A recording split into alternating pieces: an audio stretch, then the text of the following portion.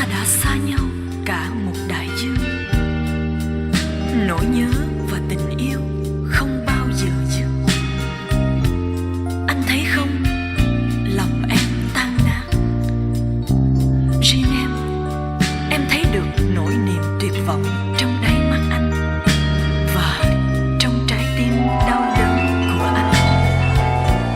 Anh đi rồi, đường xưa còn nắng không anh, lá hoa còn xanh hay tàn theo tháng ngày.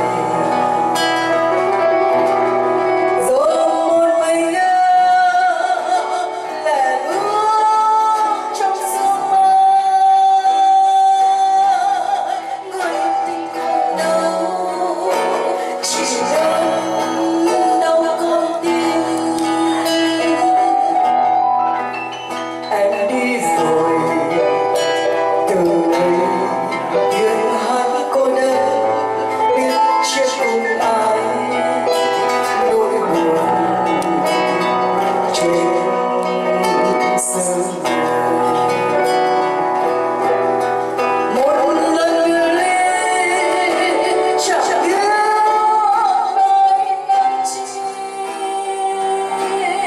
lệ trong bờ mi thì đã qua chia ly. Rồi tình sao tình vẫn còn đây, quên mất câu hỏi vì ngân lệ chưa vơi. Trời buồn mình đâu, trời lem và mưa tuôn thành dòng, thuận gió biển đông. Tình vươn tình xa, tình không màu xa,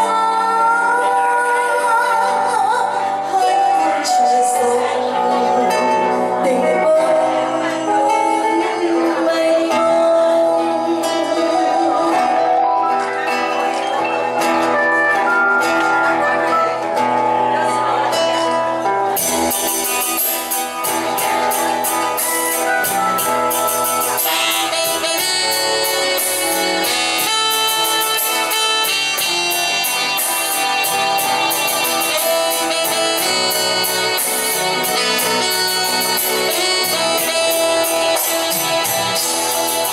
Em đi rồi, đường xưa còn nắng không anh, lá hoa còn xanh hay tàn theo tháng ngày. Rồi một mình lẻ bước trong sương mai, người tình còn đâu, chỉ đơn đau con tim. Em đi rồi, từ đây tiếng hát cô đơn tiếng chưa lại, nỗi buồn trên sương mai.